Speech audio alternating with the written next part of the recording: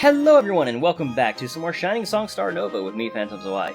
When we last left off, we watched some some Black Opera, the anime with Mika. We did stop after episode 2, which may or may not have been a good idea, I have no idea. Mika now has the starring role of the live-action heroine of the Black Opera series, so hopefully that goes well, but again, I do kind of feel like it's time for Mika to face some adversity, so I don't think this is going to go so well. But we'll see! Let's continue.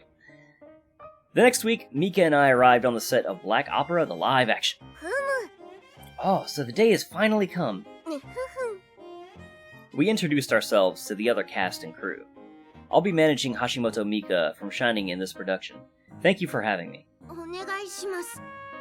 A live-action television series was an enormous undertaking, with possibly hundreds of people working on the front lines and behind the scenes to make the project a reality. As such, there was no shortage of individuals to meet and greet on the first day.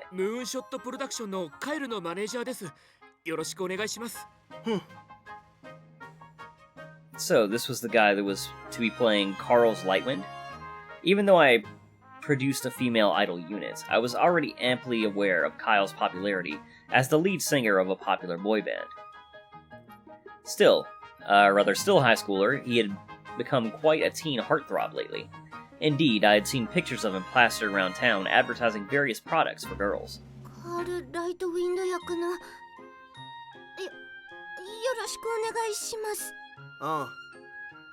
Not the friendliest guy out there, huh? Well, a lot of young talents were like this. When they get popular with the opposite sex in their teens, it's common for it to go to their heads, and next thing you knew, they started thinking they're above everyone else. Anyways, Kyle seemed to fit Carl's Lightwind's magnificent bastard image pretty well, so I wasn't particularly surprised to see him cast for this role. Huh, but I don't see the director anywhere.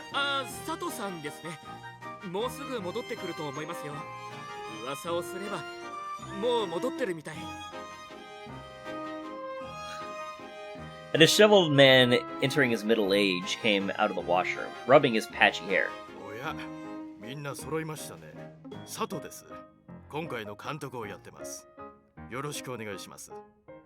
Of course, I look forward to working with you.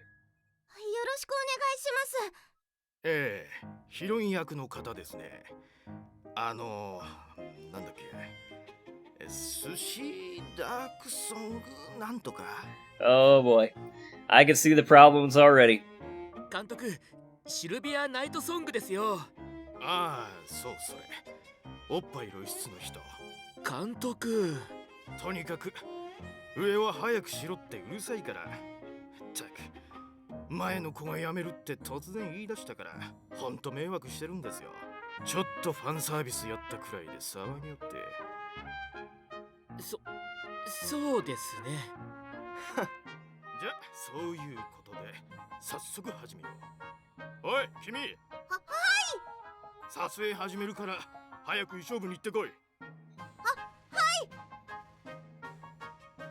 With that, I followed Mika as she scampered away to get prepared for the shoot. I reviewed the latest version of the script as members of the costume and makeup staff transformed Mika into Night Song in the other room. It seemed like the writers had decided to skip the first two story arcs entirely, and just dived right into when Sylvie and Night Song transferred to Lightwind's high school. Well, that was kind of unfortunate. I really liked the big plot twist at the beginning of the manga. But considering we only had 12 episodes to cover the first 32 chapters, I guess skipping some of the content wasn't necessary. Not to mention, suddenly shooting in a European town for the Blood Professor arc might have been beyond the budget for this live-action adaptation. After all, the budget was always the controlling factor in these productions. My job here was just to manage Mika, so the script wasn't any of my concern. Mika emerged from the change room dressed up as Night Song in a school uniform. Wow, that's quite a transformation. At long last. Witness me, Sylvia Night Song, in the flesh. Yeah. By the way, there's been some changes to the script that you should be aware of. Changes? Looks like they're dispensing with the first 2 story arcs and just diving right into the high school arc, where Night Song meets Lightwind. I see. And I don't really know for sure myself, but the tone of the story seems kind of different. Different? In what way? Well, a lot of the action's really, well, not there anymore. It seems like they want to emphasize the romantic aspects of the work more. I see.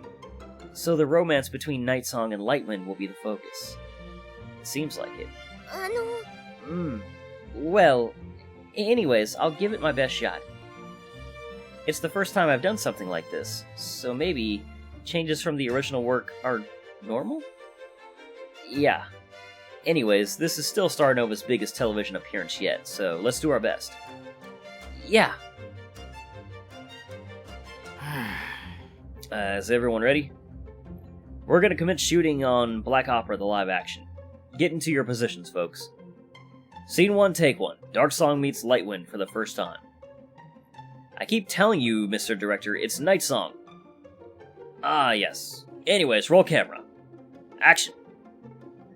In this scene, Sylvia was supposed to be running through the hallway of her high school when she crashes into Carl's.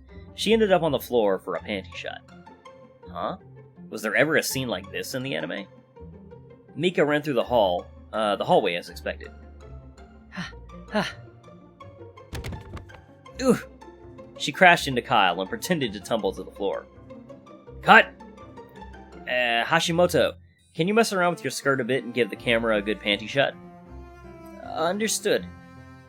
Mika lifted her skirt up as directed and let the camera come close enough to count the cyan stripes on her panties. Action! You! Huh, so you're the new transfer student. Kyle arrogantly ran his hand through his hair. Swine like you will make a fine addition to my collection of women. Carl's Lightwind! Huh? No, she was saying that. To know my true identity, you must be... Mika picked herself up and confronted Kyle.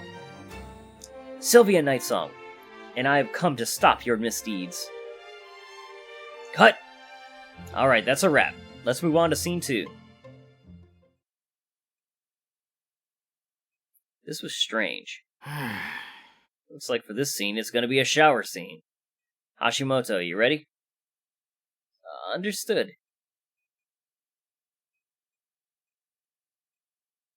For the next scene, Kyle-kun's gonna make a move on Hashimoto while she's changing into her gym jersey. Understood. This was really strange. What was going on? Looks like for this take, Hashimoto's gonna be changing into her swimsuit. Understood. This wasn't Black Opera at all. I flipped through the revised script in disbelief. In the original work, Night Song was supposed to battle with Lightwind for the first time on the rooftop of the school after revealing their identities. But according to this script, when Night Song and Lightwind finally reveal their identities at the end of episode 1, it just skips to a shower scene at the beginning of episode 2, with just some past references to a great battle that happened last time.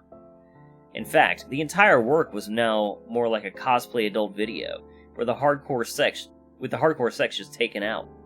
Basically, just a bunch of titillating skirts teasing sex, which would never happen, and a bunch of build-up for big battles that end up taking place off-screen before segueing back into more sexy fan service. Oh, this wasn't quite the way the project was originally pitched to me.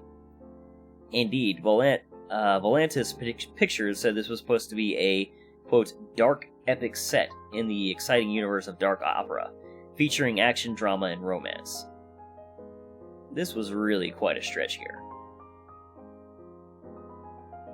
The long day came to an end. Mika walked off the set looking thoroughly exhausted. I'm back. Yeah, you did well. Producer-san, this isn't what I expected at all. Yeah, I've got to say, this is quite different from the source material, eh? Producer-san, Sylvia Night Song's character's crumbling with each passing moment. What do we do? At this rate, this is going to be Black Opera in name only. Come to think of it, Aki-chan warned me about this. She told me the other day that big corporations make adaptations like these only care about the bottom line. Could this be what she meant? At this rate, Black Opera is going to end up turned into a fan service reel. I understand your concerns. I'll have a talk with the director and try to find out what's going on. You will? Thank goodness. Black Knight. At this rate, you might be Sylvia Nightsong's only possible savior. The fate of the kingdom truly rests with you. Well, let's keep in mind I'm your producer, so I don't have much control over the project's direction or anything. But I'll at least get you some answers, alright? Understood. And so, a few hours later, I found myself sitting beside Sato-san at a local watering well. Sato lit a cigarette, between downing mugs of beer. This really hits the spot after the first day of filming. Good work, producer-san. Need a light too? No, I can't say I partake. So you're from Shining, eh? I've worked with Okada-san before, a long time ago. How's the old man been doing lately? Actually, he's considering retiring soon. I've been handling an increasing share of work for the agency now. I see. He is reaching that age, eh? So, regarding Black Opera, the live action. That. Sato took a deep chug of his beer. Listen here, kiddo. I don't know what you've been told by the folks upstairs, but between you and me, these kinds of tie-in products really are sideshows meant to advertise the main product. With the budget they given me, my hands are really tied behind my back here. You gotta give this poor director a break trying to put together a damn show on such a shoestring budget. Not only that, they want the show out next season while the anime is still fresh on people's memories. Hardly any time for post-production at all. I see. Well, I suppose that's how the industry is. Apparently Golden Calf released a live-action manga adaptation featuring their idols a few seasons back and made bank. The thing was just a 12-episode long TNA reel and didn't even have anything to do with the original IP. Ever since then, a bunch of production committees have formed to try to make their own idol television show based on popular manga. Basically, it's all about finding a trending IP and mining it till it's dry. It's not even that bad, producer-san. For just a few bucks, a production committee can script together a low-budget TV show that draws in eyeballs. It's all about name recognition in this business, after all. Your idols get recognized, the IP gets more readers, and the fans get their service time. After all, this is the sort of content the otaku up to date today demand. You go to a shop in Akiba, and all you're gonna see is walls of doujinshi, of Lightwind screwing what's-her-name, in every manner imaginable. And you know why there's so much of that stuff out there? Because that's what people want. Look, this generation doesn't have the patience for development or more nuanced storytelling anymore. It's all about the money shots. People want to see tits jiggling and the baddies getting punched out. Good prevails over evil. The hero walks off with the heroine in his arms. This guy has quite a speech prepared for him saying ahem. So about Black Opera. Come on, stuff like this is tried and true. Why take risks trying to sell something new when you can just repeat whatever the hell worked last time? The state of the business we're in. I see. Well, that certainly makes sense. It is certainly true that we at Shining Productions are hoping the television show helps increase Mika-chan's popularity with her fans. It's just a bunch of different corporations with disparate interests that have come together to fashion some popular IP into a moneymaker. But seriously, you gotta ask yourself, just where us artists fit into all this? I guess nowhere. Sato finished his mug of beer. Oi, another one here. But I really don't envy you, producer-son. Why so? Having to babysit kids who don't know jack about the world? Honestly, would drive me insane. Is that Hashimoto girl giving you trouble? As a fan of the original work, she was confused as to the direction the project would be taking. So she's one of them, eh? The passionate and idealistic ones really are the worst. Kids nowadays. They huff and puff about corporate greed or whatever, but they're the ones who made things this way. I'm not sure I follow. Well, look. They can hew and haw about the original vision and the story all they want, but in the end, It's them who worship their idols and whatnot. Look, the story's nice, but it's not really what excites people nowadays. Mika's definitely an exception to that. What the people really want here is sex appeal. Look, the committee cast an idol and a pretty boy from some rock band as leads of the project for a reason. Modern-day Akihabara really was built upon the gospel of the waifu, eh? The sooner that Hashimoto kid realizes this, the better. Look, I know idols need to have their pure image and all, but they're pros too. They gotta have some understanding of how this industry works. Guys like me, we just keep our heads down, if you know what I mean. Honestly, it makes everything a lot easier if you don't think too much about this. While some of our talents are indeed more knowledgeable about the realities of the industry, I think Mika's innocence is part of her appeal, don't you think? After all, girls who are jaded don't translate as well into popular idols. Oops, you'll have to pardon me for overstepping my position here. I didn't mean to talk about affairs outside of my expertise. I'm just a humble television show director here. Can't say I know jack about managing idols. No. Regardless, I'll take your advice into consideration. Anyways, that's enough about that. I came out here to goddamn forget about work for a bit. Let's drink! Ah, well, that certainly does sound like an idea. And so we spent the rest of the night numbing our senses against the tough realities of the business world. Alright. Continuing the shoot. The shoots for the television show continued, with no improvement to the story quality. Indeed, it appeared from the script that the showrunners were just trying to make a sexy supplement to the pre-existing Black Opera franchise. From the perspective of a producer, I could understand the general plan. Build up Mika's sexual appeal to get fans excited, while also using the Black Opera name recognition to draw views. As an agent of Shining Productions, I should be happy about this. Yet, Mika slumped off the set after yet another grueling day of filming fan service shots. Good work. Producer-san, what's going on here? I thought this was supposed to be a live action adaptation of the manga, but this isn't like Black Opera at all. What's the director thinking? At this rate, people are going to be angry, you know?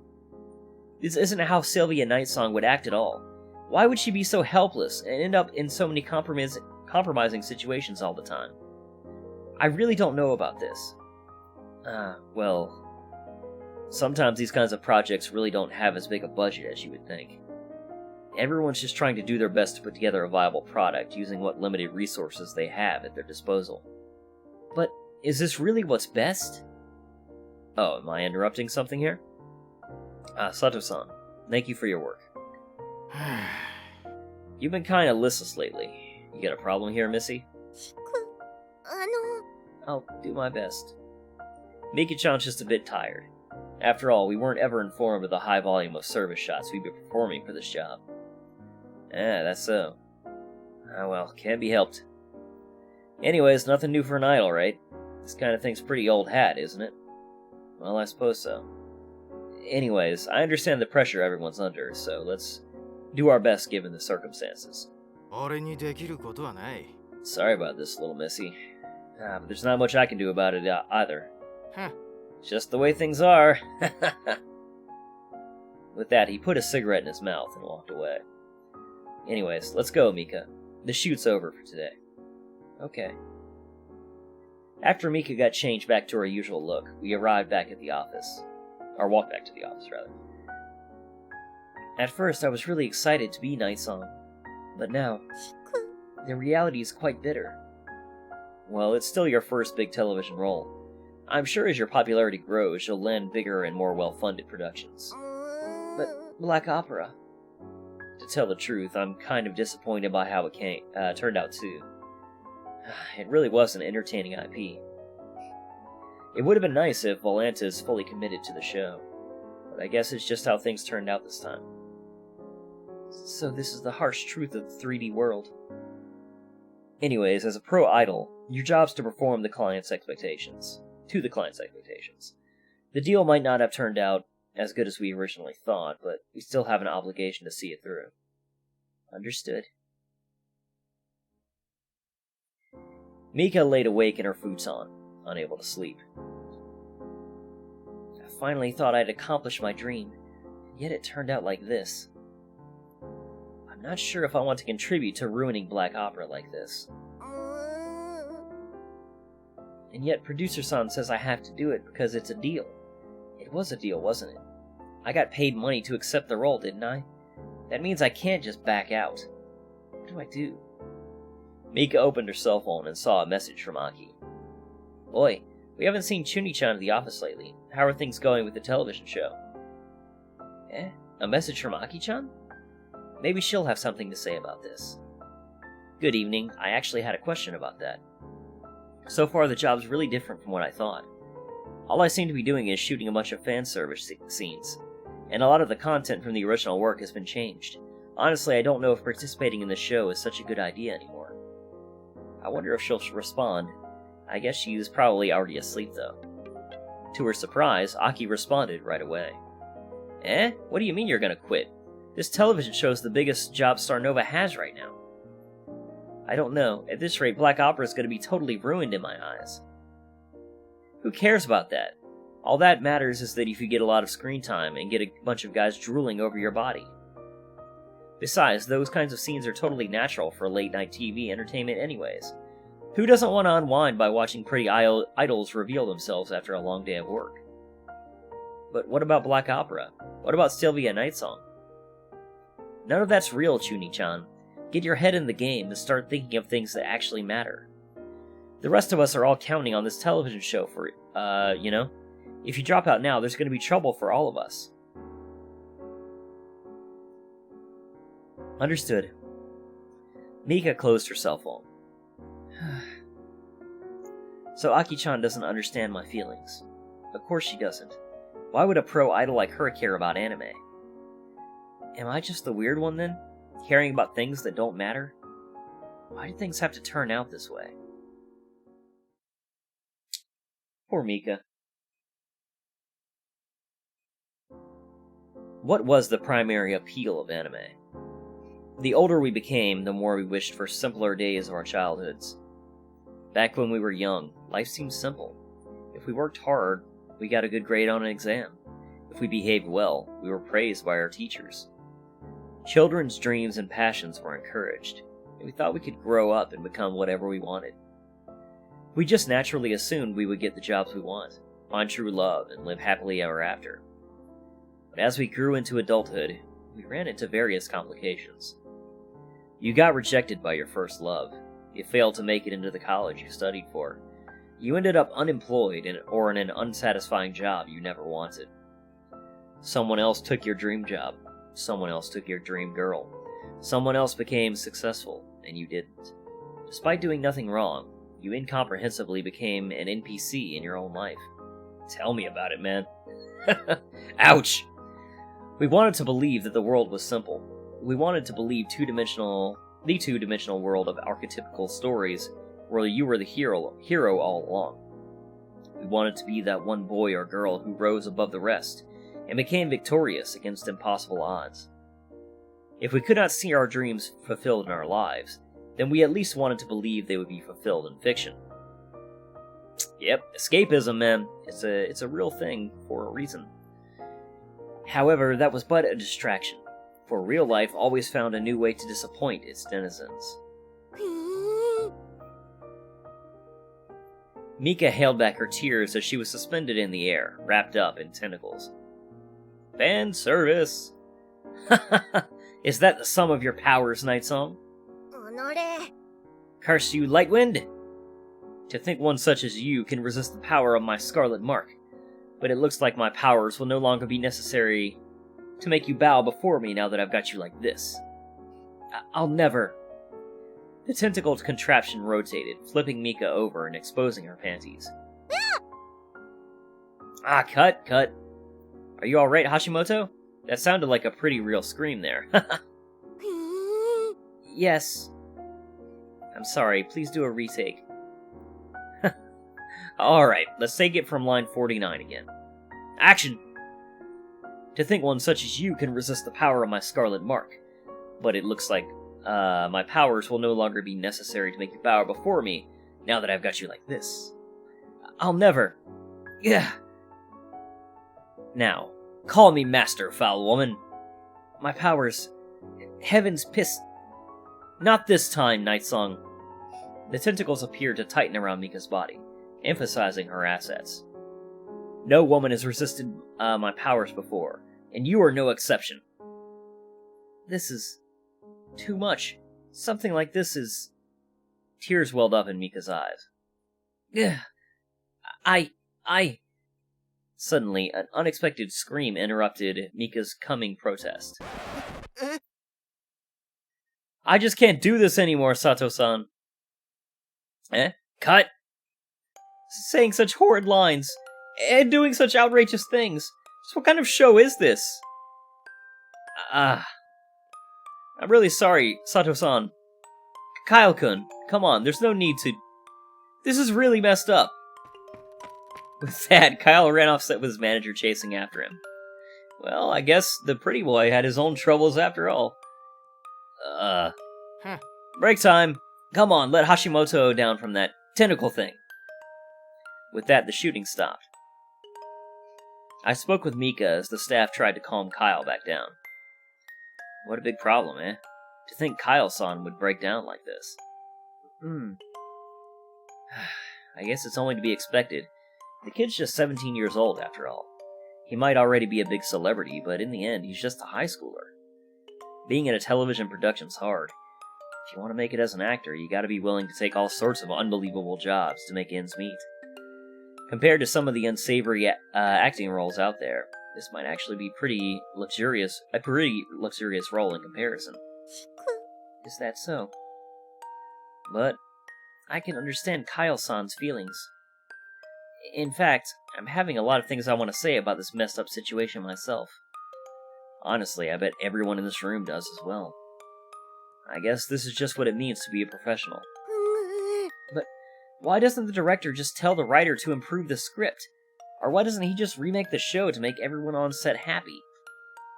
Well, the thing is, everyone's really controlled by the production committee. And given how things are going, the director might not really have much input over the creative vision of the project. That's really messed up. Something about this industry really is messed up, producer-san. Anyway, sorry you had to go through with that. But can you bear it for just a little bit longer? A little bit longer? My voice is totally giving out. I've recorded like 4 episodes. My throat is just screaming. This is your first big television project, after all. It's already a small miracle that an upcoming idol even got cast for the main heroine in a television series. You gotta look at the silver lining in all this. We returned to the office after another long day of work. Welcome back. Okada-sensei? We're back. We've returned, Mr. President. What a rare sight it was, seeing Okada-sensei in the office. Usually he was away on business, and generally left the day-to-day operations to me. It's good to see you in the office. Is there something needing attention? I heard there was a mishap at the shoot today. Young talents sometimes do irresponsible things, don't they? Indeed. Sometimes in our youth, we forget our duty is to the company. But I'm sure Mika-chan here has been minding her work dutifully. No. The incident wasn't too serious, though. Hopefully our counterparts at Moonshot Productions managed to control the matter, and we can resume shooting without further delay. I suppose so. But that's not the only trouble brewing over this job, is it, Mika-chan? Sensei. Sato-san tells me you have reservations about this job. Oh, no. I know a lot's at stake, so I'll do my best. As it happens, Sato-san is an old colleague of mine. A long time ago, we worked on a project before. Actually, Sato-san did say something like that before. It surely is a small world after all, huh? I have a story to tell you, too. Why don't you have a seat? I brewed some tea. I know Sato-san can be easily misunderstood, but he's not a bad man at heart. The two of us sat down to Okada-sensei as he began his story. Though I'm going to have to end the episode here because I seriously don't think my throat is going to make it through his story. because given the tea and everything, I get the feeling it's going to be a long one. So I'm going to call an end to today's episode here. So as always, thank you guys very much for watching. Hope you're still enjoying it, and I'll see you all next time.